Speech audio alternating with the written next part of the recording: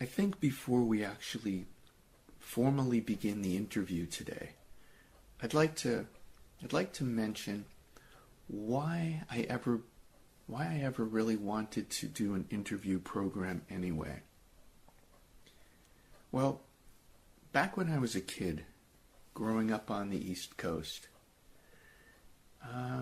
my early teens, maybe starting around 13, something like that, my friends turned me on to hitchhiking. I fell in love with hitchhiking. The world opened up for me.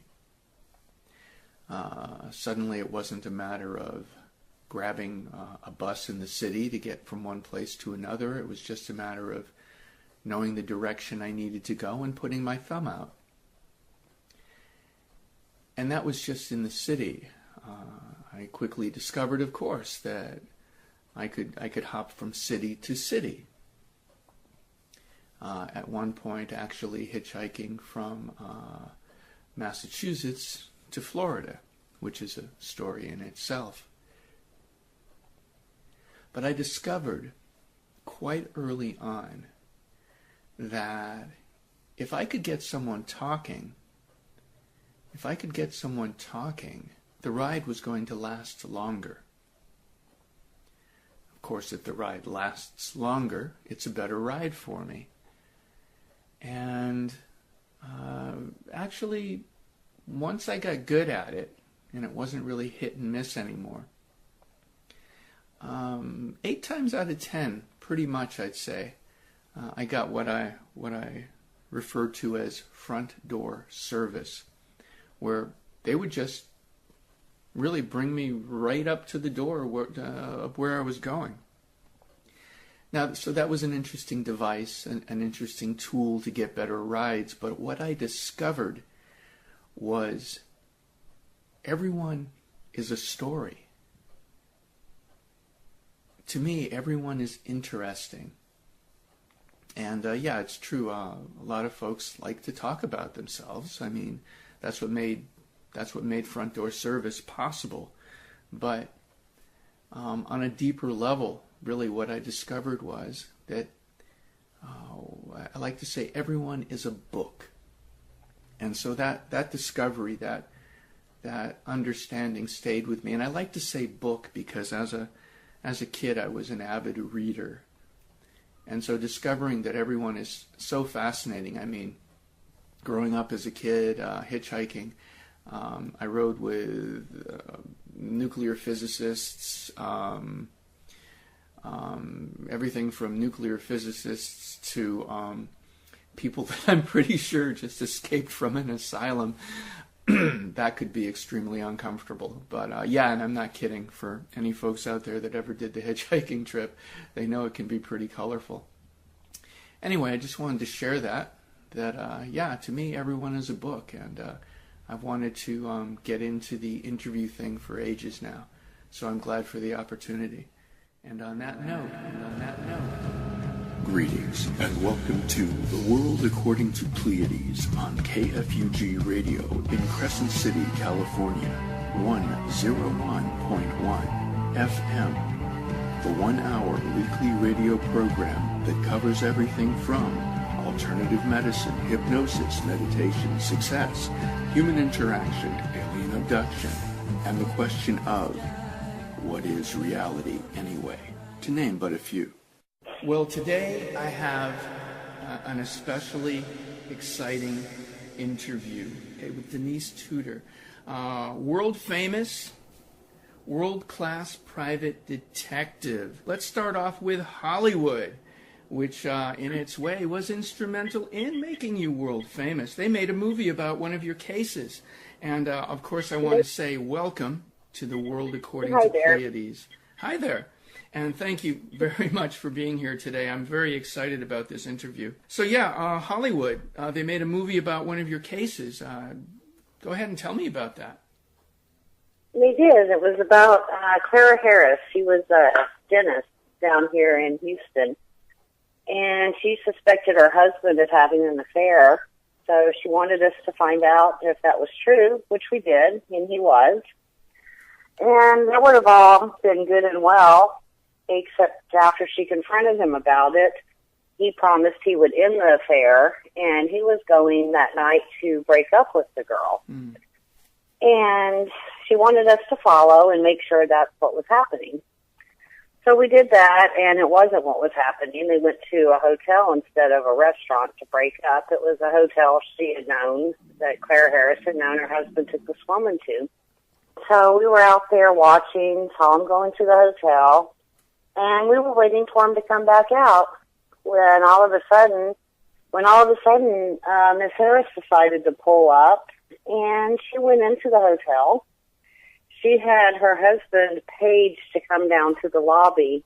By the time we got in there to see what was going on, her husband had already come down, and Miss Harris decided to attack him in the lobby.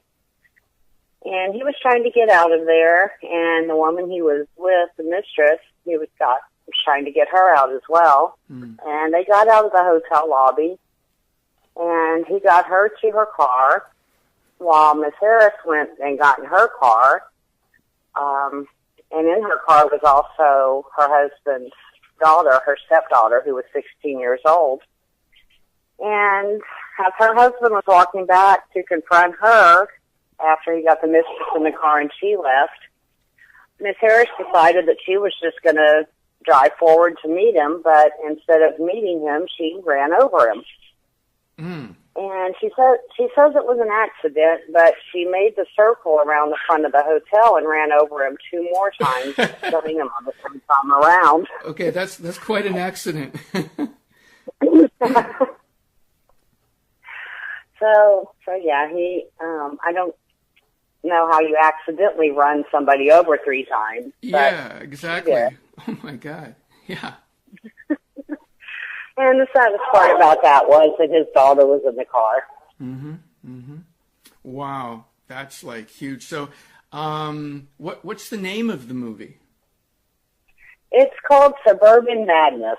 Suburban because she was your stereotypical suburban family. And how close to the actual reality that you lived through was the movie? The movie's closer than I thought it would be, considering Hollywood. Okay.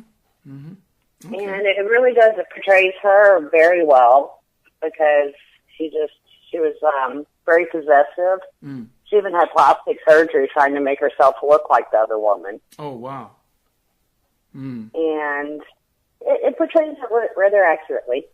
Okay. What was it like interacting? I mean, did they have you on the movie set, or were you just an advisor from a distance, or how did that work? They actually came here to Houston. Celia Ward plays the lead role in the movie, and she came down, and she had her entourage with her, and she just kind of hung out in the office and rode around with us and saw what PIs did, and basically that was just about it. They just got a good feel of what PIs do and then listened to the story and absorbed everything, and she portrayed everything really well. About what year did that come out? I have no idea. That's okay. I mean, are we talking 20 years ago, 10 years ago, ballpark? I have no concept of time. I have no idea. That's funny. Neither do I. Okay. I'm sorry. That's okay. I'm sure you have some high-tech gadgets that take care of all that for you. Yeah. So, how long have you been a private investigator? This year is going to be 14 years. 14 years. And how did you get into it? Is it something that was like what were the steps that led up to it? Well, I was working at a law firm, and it turned out it was going to go out of business. So I kind of had to sit back and decide what I wanted to be when I grew up. Yeah. And I'm nosy and like to figure things out. And at the time, I'd been reading a lot of detective books by Sue Grafton. And I just fell in love with the character Kinsey Milhone, so I decided I was going to grow up to be Kinsey. And that's what I did. Well, congratulations. Yeah, I found an agency down here by my house, and I'm still working for the same. I'm working for a man now that he was working at the same place and doing the hiring. And I think if you ask him, he just says he hired me because I was a pain in the ass, and I wouldn't leave him alone about it. Ah, you showed determination. I did, and so I took a few classes with him and did several ride-alongs with another PI and ride-alongs with him and just proved myself, and here I am 14 years later still with him. Nice. And, well, okay, so it's been about 14 years now. In the last, say, 14 years of your PI career, has it changed much from when you first started? Like, in what ways is the PI field different? In what ways is it better or worse, or has it changed much at all? It really, believe it or not, hasn't changed all that much, even with technology. The Patriot Act has kind of made it a bit worse because we have access to a little less information than we used to. Okay, interesting. They've shut down our ability to get people's cell phone records and credit reports, both. Interesting. So it's like they've got it all, and it's like, this is my bag of goodies, and you can't see any of it. I mean, I don't know. That just seems, I don't know. It just seems weird to me, but I'm not sure where to go with that. How do you? I don't know. Any comments on that? No, I would. Of course, I'm not happy about it because that was a big chunk of our research business was people's cell phone records. That gives you a lot of clues, and you can get so much information from that. Okay, and how about? Well, okay. Here's a question. That's the way it is officially. Unofficially, as a professional, do you guys know ways around that you utilize? Of course. I mean, we can do it, but we don't do it. And the reason we don't do it is because everything we do has to be able to be admissible in court, and we have to document each and every step of how we gain that information. So if it's anything illegal, not only do we lose our license, it's going to ruin somebody's court case if it comes to that. Okay. I hear you. What are some of the things that you, well, before I ask this question, I just want to mention, there's no need to stay on a specific topic or anything. If something pops into your head that you feel would be great for the interview, just jump right in there, because you are... I will. Excellent. You are the interview. What are some of the things you like about this work? Oh, I like the hours. I can kind of come and go as I please whenever a case comes up, and I like there's never the same day twice. I like not having the same day twice. Just when you think you've heard everything, the phone rings again, and you really haven't heard everything. Okay. And I like having to think on my feet. You never know what situation you're going to get put into. So you have to think fast and blend in, and it's just really great. It keeps your mind active. It keeps you active. It's great. It's a lot of fun doing that. Awesome. It sounds like it was made for you. What are some of the things that you don't like about this work? I don't like when people don't do anything. Like when I'm on a surveillance and they're just in their house. They're just hanging around. And I'm sitting out there in my car thinking, please leave, please go do something. At that time, listening to audiobooks, practicing yoga, painting my nails, getting the car organized. Now that I don't like. Okay, yeah. For the wrong person, that could be enough to drive them insane. Oh yeah. We've lost PIs like that before. That wasn't quite as exciting as they thought it would be. When it's exciting, it's exciting. When it's boring, it's boring.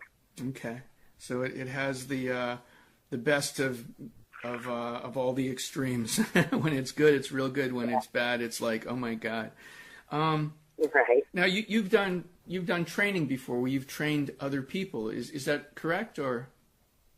That's correct. I used to teach a class. I don't teach a class anymore.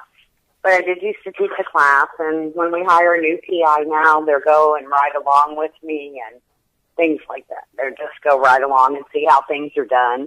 Mm-hmm. Because it's a lot different in the classroom than when you get out and you actually have to do it on your own. Mm. So people that are very confident in their ability, they get out there on their own and they just are kind of thrown. What is it? I mean, it's probably different for different people, but if you had to pick a couple of things that you feel changes it for them when they're actually on their own doing it, what throws them? What couple of things would you say keep coming up? Well, they tend to get a little bit paranoid. They think people notice them a lot. Mm. And when they're following somebody, they just think, oh, they know I'm following them. They know I'm following them. It's because they know they're following them. Mm-hmm. And they're projecting that. Attitude is everything in this job. It's absolutely everything. If you don't have the right attitude, it doesn't matter what other skills you have, you're not going to do it. Okay. And when you're following somebody, you just have to be like you're driving normally. Or if you're just going to the grocery store, you're going down the road, you're behind people all the time. How many car lengths is good? I mean, basically, is there a general, 8 car lengths or what? I don't know. No, not at all. Especially in Houston, which is a big city. You have so much traffic and so much congestion. It's highly populated. You really want to be maybe 1 lane over and 1 car length back. If you're in rush hour, you want to be right behind them. Nobody's going to notice you in a city of this many people. Gotcha. And there's so if many. If you're in a rural area, then you want to be really far behind. Okay. And we get that too. At night. At night on country roads, which we run into outside of the city a lot, and then want to drive with your lights off. And it just depends on the situation. In a neighborhood, you don't want to be right behind people. Okay. It all varies so much. I hear you. Yeah, from what you're saying, like in the midst of Houston, for example, if you had a red Toyota, you would just be one red Toyota in basically a sea of red Toyotas. So it would be easy to not be noticed from what you're saying. When I first started doing this job, my car was purple. And people kept telling me I wouldn't be able to do surveillance in a purple little Honda. And my theory was nobody would ever suspect somebody in a purple car to be doing surveillance. And nobody ever noticed it. That's great. Yeah, and your mindset, is what projected into your reality. And it's like they couldn't have done surveillance in a purple car, but you could, because your mindset was different. In their mind, if they were stuck in a purple car, they'd have a spotlight on them everywhere, and that would actually help people notice them, So that's an interesting point. A lot of times when people say something isn't going to work or something like that, without realizing it, what they're really saying is it's not going to work for them. And they're just like attempting to tell you what wouldn't work for them isn't going to work for you, But that's a whole different thing. Now, what in your estimation makes a good detective? Like I said earlier, attitude is just about everything in the job. Having common sense, being able to blend into any environment also helps. And I'm going to ask you more about that in one of my upcoming questions. As you know, I have a list of questions that I put together before our interview, and I'm going off of that. What makes a lousy detective? Ethics, basically. You've got people that get out there and they want to be Magnum PI. They just end up blowing every case. They don't know what they're doing. They're out there to prove something, and they end up blowing cases. What kind of stuff would they be doing? I mean, they've got the mindset they want to be Magnum PI, but somehow it's getting in their way and they're blowing cases. What are they doing? Yeah. I saw one. I guess the story would be better. I saw one PI. He was on a case with me. I didn't know my client had hired another PI. He was trying to really make sure he got this done. And we were at a beach club. So I was in shorts and a T-shirt and blending into the crowd, and here this guy rolls up, and he's in a black sedan with a suit and a tie, and he just stood out like a sore thumb. Everybody noticed him, and he was real cocky, and he wouldn't talk to anybody, and just stood there. He looked like Secret Service. Okay, and, wow, that would do it. Yeah. So that's even funny from my perspective. It's like he should have just put a T-shirt on that said "Private Investigator." I mean, you know, should have. or Secret Service, or DEA, or FBI, or Homeland Security, or whatever. I mean, he was obviously standing out big time. That's just funny. Oh, he was. But I'm sure he looked wicked cool. He thought he did. Yeah, well, maybe eventually he realized what was up, and right now he's wearing shorts and a T-shirt. He's blending in. I don't know. Maybe. I just think that story is so funny. He was dressing like Secret Service or private detective, and he must have felt really cool, but he was blowing his job. I just think that's funny. Well, it actually got funnier because I had him tagged right away, and so when my person started leaving, and I was going to follow her, he followed her first. So we had like this little PI parade going. That's great. That's really great. I like that. So how about, and you can interpret this question any way you want to, what makes a dangerous detective? Oh, a dangerous detective.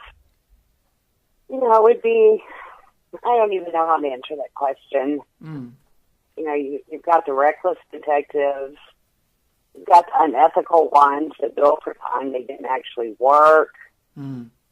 I've seen cases where actually one PI tried to extort money from somebody to not tell the other person they were being watched. Wow. Okay. So those, you know, they give us a bad name, and Okay, thank you. Well, doctors tend to hang out with doctors, and lawyers tend to hang out with lawyers. I'm curious, what profession or professions make up the main list of friends of a world-class PI? Actually, PIs are kind of more solo people, just for the nature of our job. So, you know, I'll hang out with a couple that I work with occasionally. But for the most part, really, that's not anything defining as a job occupation. I tend to hang out with people that have a good, I don't know how to say it right, a good moral ethic, that they do the right thing no matter if it's legal or not.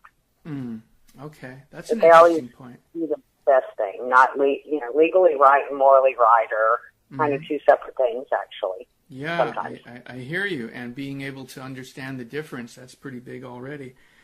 Yeah, and I think that's a common characteristic among the people I hang out with, no matter what their profession. Okay. And let's see, now we touched on this earlier. I'm going to ask the question formally in case anything else pops up, but if you feel like pretty much there's nothing else, then we'll just move on quickly. The laws in the USA seem to constantly be changing. Over the years, has PI work become easier or harder in relation to U.S. laws? Yeah, I think all I have on that is the Patriot Act and Homeland Security just make my life miserable sometimes. Okay. Do you ever, or have you ever, refused a case, and why? Yes, I refuse cases quite often, actually. Different reasons. A lot of them they seem like they are stalking somebody, and we won't be a part of that. Okay. You know, they can't give me a good reason why they want this person followed or they want information on the person, then I won't do it. Okay. I won't give out anybody's personal information to another person without, sometimes we have people that they want to get, their story is they want to get in touch with an old high school friend, an old boyfriend, an old girlfriend, somebody they haven't seen in a while. And I will look that person up for them, but I will contact the person they're trying to reach. and give them my client's information. If my client's not good with that, then I know they weren't wanting it for the right reason. Gotcha. Yeah, they're saying one thing, but their reasons are actually something else. And, right. And as far as following somebody, doing surveillance, I'm not going to stalk anybody for somebody else. Yeah. And we got into a case one time where it sounded legitimate at first, but then it turned out that he'd been stalking this woman for a long time. Okay. We stopped doing that. Thank you. Let's see. For someone who's listening and is thinking about becoming a PI, what would you say that they should consider? What should they think about? What questions should they ask themselves? First, their lifestyle is real important. Will they be able to work weird hours? Because you usually are working when working when other people aren't. So you're going to be working nights, you're going to be working weekends, sometimes throughout the night.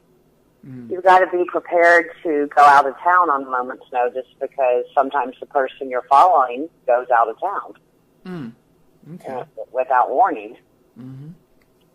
So you always have to be prepared to do that.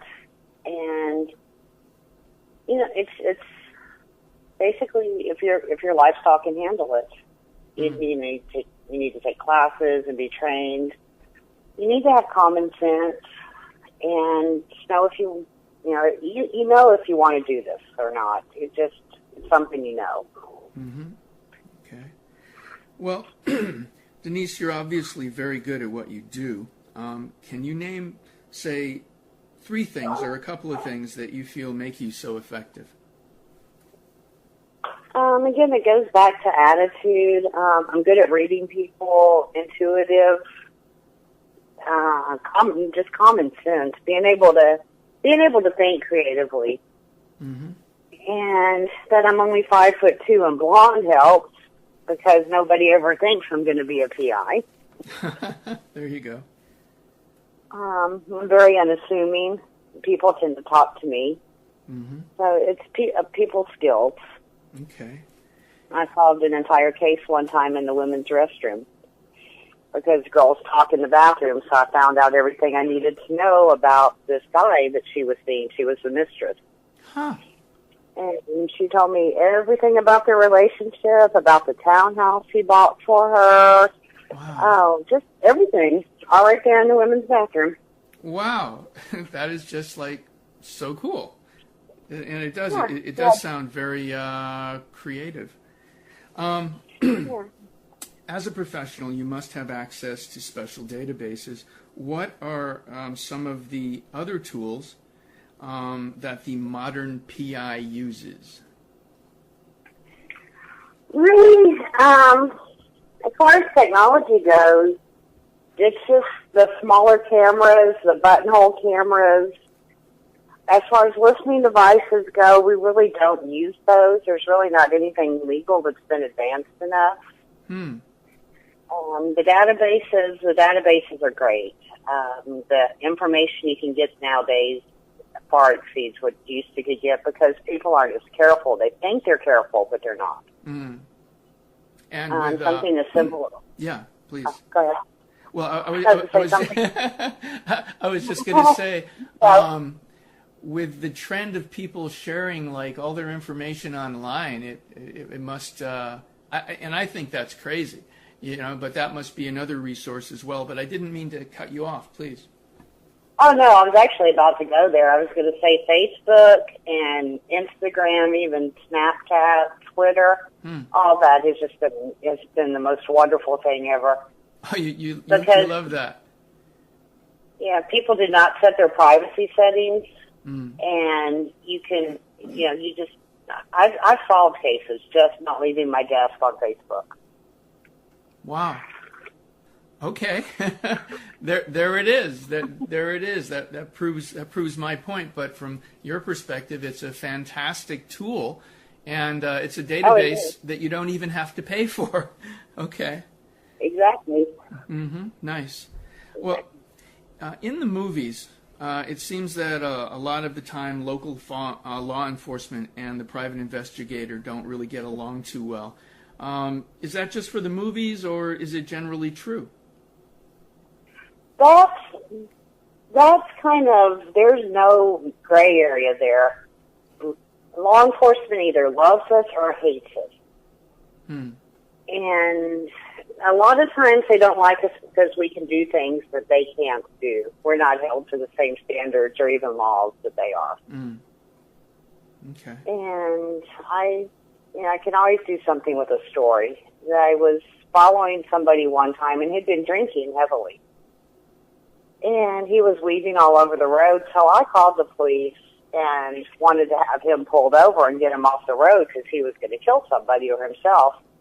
And I told them who I was and what I was doing, and instead of them coming out to get this man off the road, they pulled me over and yelled at me for being basically nosy. Oh, my God. And following. Whoa. That is messed up. I mean, I don't even understand the thinking that went behind that. No, just once they found out I was a private investigator, they did that. I should have called in as a normal citizen, I guess. But hindsight, all that. Instead of getting a dangerous person off the road, somebody made the decision to harass you. Exactly. Which did no good at all. Huh. Okay. No. I'm a bit outraged and offended at that. Okay. I was too. Yeah. Now, on the other hand, I've had police work with me that have been spectacular. They've fed me information I needed. We just worked smoothly together. Excellent. We worked on a murder case once where we inadvertently proved our own client guilty of murder. Interesting. His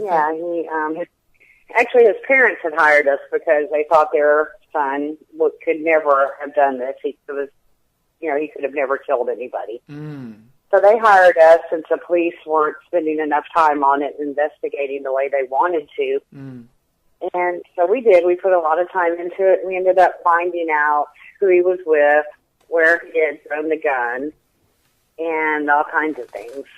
And, of course, our clients weren't real happy with us. Yeah, that's my question. In a situation like that, since you're hired by the people in a way that you're investigating, if it comes up into a space like that, where do you go with that? I mean, do you you can't keep that information from the police. We could have been, I could have lost my license for keeping information like that. Okay, so that answers the question. It's not like you have to keep that information private because of client confidentiality, because murder crosses the line. Yes. Okay. Are there situations for lesser crimes where professionally you do need to not bring the information to law enforcement? If we suspect people like of drug dealing, things like that, we're not going to bring that up if it comes up in a case. Okay. Thank you for... Our records can always be subpoenaed, but they're usually specific to a case, and so... Okay. Thank you. And let's see, what else do I have here?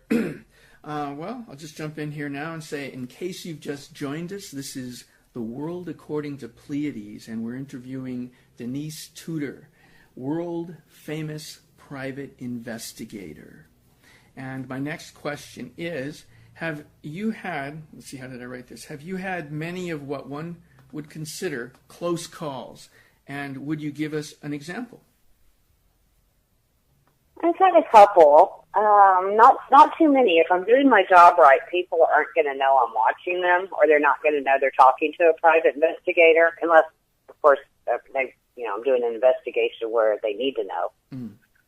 And I was actually training another PI. They were riding along with me on this case, where I was watching the husband because the wife thought he was cheating after work, so we were waiting for him to get off work. Unbeknownst to me, they were on the phone with each other, the husband and wife, having an argument. And in the heat of the argument, she told him she had hired a private investigator that was watching him right now. And instead of calling and letting me know this, I'm sitting there waiting for him to leave work with this other PI in training. And here he comes blaring out of work in his pickup truck, aiming right for my car. Yikes. Yeah, and so when I realized what was going on, obviously I started the car and we took out of there. We had a whole chase through downtown Houston until I was finally able to lose him. Mm-hmm. So are you pretty good at fast driving? It's amazing what you're capable of when somebody's chasing you, wanting to run you down. Yeah, I hear you. Not that I know from personal experience, but yeah, what you're saying. Of course, just driving in Houston. Mm-hmm. So, has anything ever happened that was just pretty close to too much? Something that caused you to consider changing professions? No, not that I can think of. Okay. You see bad things happen, but nothing that caused me to want to change jobs or get out of the profession. Okay. Does anything... Well, please, continue. No, go ahead. Does anything pop into your mind as an instance where you kind of had to just kind of quickly take a deep breath and pull up reserves of calmness from inside you to be able to maintain your role? I really can't think of anything. I'm usually pretty good at... I'm pretty good under pressure. So okay. you have a few moments of just panic sometimes of something, if you think somebody sees you or notices you, you kind of have the panic. But I can't recall having any of those moments very often because I can always adjust pretty well. Okay. Now, I'm going to ask you something. Let's give a little pause here because I might have to edit this out. Okay. I'm going to ask you something now. You were following someone once, and you followed them into the doctor's office, and you were just sitting there, and I guess they were sitting next to you, and it's like they reached right across to get a magazine or something. Do you remember anything about that? Yeah, actually that one's a pretty famous case as well. And did that give you a rush or anything? Like, is this person just getting a magazine? Or, I mean, it happened quickly. I mean, your senses, did they do anything like alert, he's reaching in your direction, or what? I was a little on guard because of who it was. He's a well-known serial killer. And are you able to talk about this? I'm sorry, alleged. Yeah, and I must say alleged. He's an alleged serial killer. Okay. And yeah, that was Robert Durst, and he had just been released from jail for killing a man in Galveston and chopping his body up. Whoa! And after he got released from jail, there had been some threats against the judge in the case, and nobody was sure where they were coming from. So they wanted me to follow him after he got out of jail to see if he was going near the judge. And so I ended up following him into the doctor's office and sitting right beside him because he was talking on the cell phone, so I wanted to hear what he was saying. And, yeah, I couldn't, with what we know about him or knew about him, I was already on edge with that one. And, yeah, when he reached right across me to get a magazine, and I may have tensed a little bit. I know inside I was tensing. I don't know what I was projecting outside. Yeah, you're so good. Probably you're the only one that knew you were tensing. Outside you're just so good. I would imagine at controlling what other people see that nobody had a clue. And thank you for for going there. I wasn't sure if that was anything you'd be interested in talking about. Along the lines of stress, what do you do, if anything, to relieve stress? Do you meditate, yoga, go running? I don't know. I do meditate, and I'm a big fan of massages. Me too. I love those. That'll get rid of any stress really quickly. Nice. I have my dogs and my cats. There's nothing better than coming home and sitting and petting the dogs and the cat. Yep, I hear what you're saying. And there's actually plenty of studies that relate to how healthy it can be to actually have an animal friend in your life, and As many as I have, I should be extremely healthy. Good. And speaking of extreme health, Do you have any martial arts training? I do not. Some of the guys that I work with, I work a lot with a lot of security as well, and they have training classes for the security guys and bodyguards and things like that. So they teach me things here and there, and I have friends that were in the military or the police and various forms of self-defense, and they teach me little things, but I don't have any formal training, no. Okay, and do you carry any weapons? I carry pepper spray, and I'm thinking about getting a taser, but I don't carry a gun. Okay, and that's just a personal choice? Yeah, it is. I don't have anything against guns. I'm fine with them. I don't like them personally because they make too much noise, and I don't like things that make a whole lot of noise. But I think I am going to go learn to shoot at least and work my way up to getting past that. Are silencers illegal? I don't know. I think they are. You know, I mean, you can get a nice silencer and you solve the noise problem. There you go. And silencers are just cool anyway, as long as you're the one, you know. And then never mind, that's a whole other realm. If you watch TV, all you need is a pillow, apparently. Oh yeah, what was I thinking? And you know what? I hear a potato can come across in a pinch. But oh, okay. Yeah. Okay. Big question. Maybe when I start shooting, I'll try that out for you. What, you're going to try out the potato? Yeah, when I go out and learn how to shoot, I'll try a potato for you. Okay, yeah, let me know what happens with that. What do you think about Sherlock Holmes? I have no opinion on Sherlock Holmes, actually. And that's maybe okay. Full pipe. Okay. And, you know, private investigator, Sherlock Holmes, so I had to have that question. Do you have any fictional characters, detective, whatever, that you do really have feelings about? Well, I do. I actually have a big, almost life-size poster of Nancy Drew in my office. Okay, that's so cool. It just seems kind of fitting when Nancy Drew being, maybe one of the first female PIs to come out in literature. Yeah, and that's a really good point. I was thinking Sherlock Holmes, but you're a female, so that just makes really good sense. Now, we've already kind of touched on this a little, but I'm going to ask the question formally to see if we go a little deeper into it. And that is, you must be a bit of a chameleon, and I'm thinking that your people skills must be super advanced. Now, I'm thinking you're already going to agree on that. Am I right? Yeah, they are. I can blend anywhere. I can be at a formal event at a country club, or I can be in one of the worst neighborhoods in Houston, or in worst neighborhoods anywhere.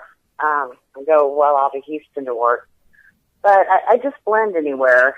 It's easy to do if you're unassuming. You pretend like you belong there. Yeah. As long as you feel like you belong somewhere, you can just get just about anywhere. And is that something that has come to you naturally over time, or have you had any kind of a challenge in getting to that point? How about special training in like psychology or people skills or whatever? I have taken a few classes in body language, so I can read other people's body language and I can manipulate mine as well. And you can. I walked into a convention full of doctors one time where you had to have all kinds of security clearance to get in, and I just walked straight in past the guards because I looked like I belonged there and I looked like I knew what I was doing. Nice. Exactly. And, well, are there any special, I'm thinking there must be, but it's one of my questions, are there any special PI training courses designed to help the professional become more efficient?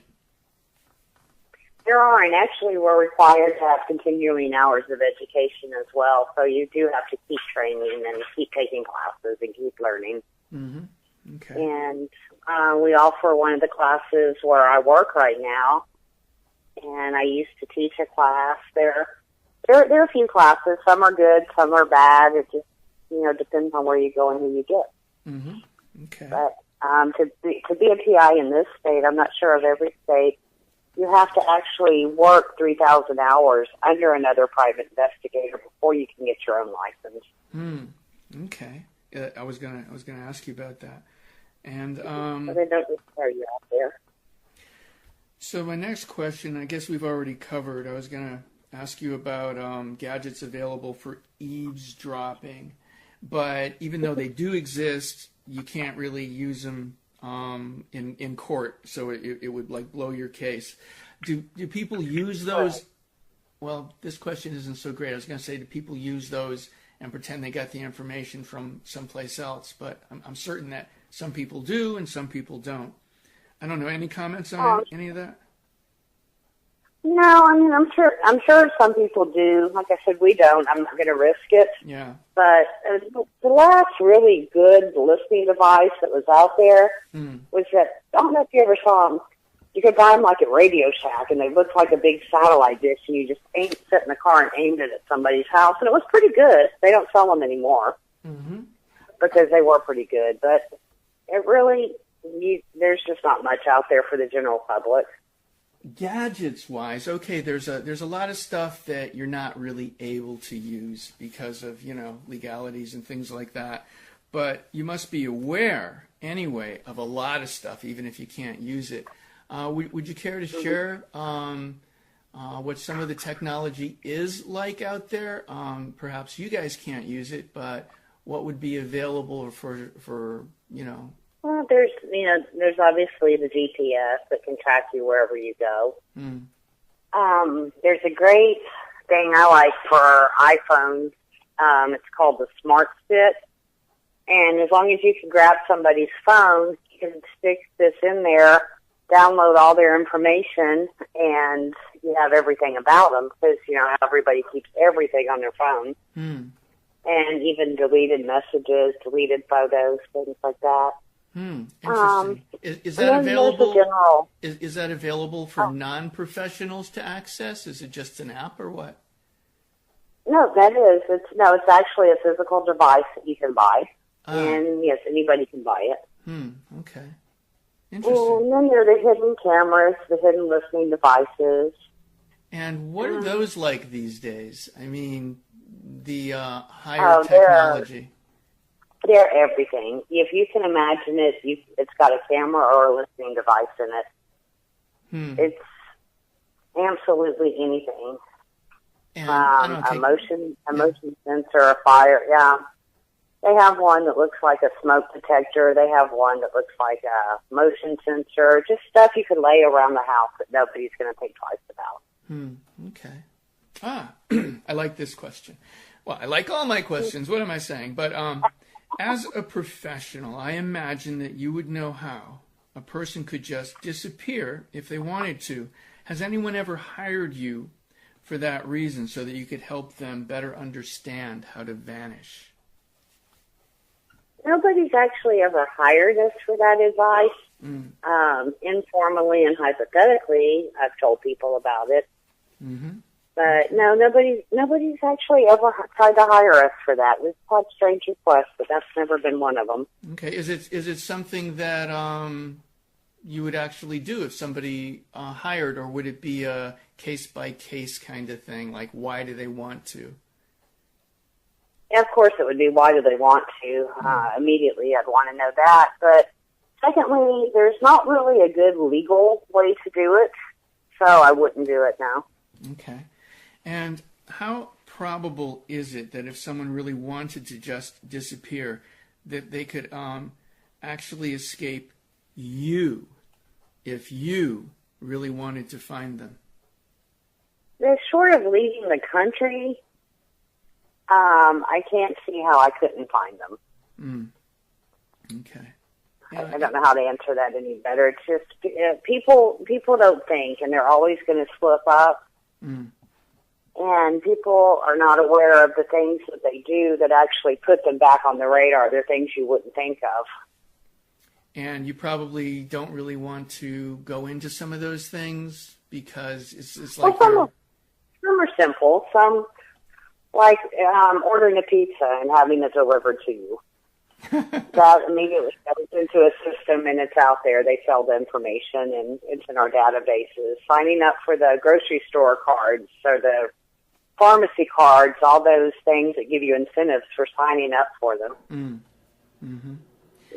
So that brings up data collection.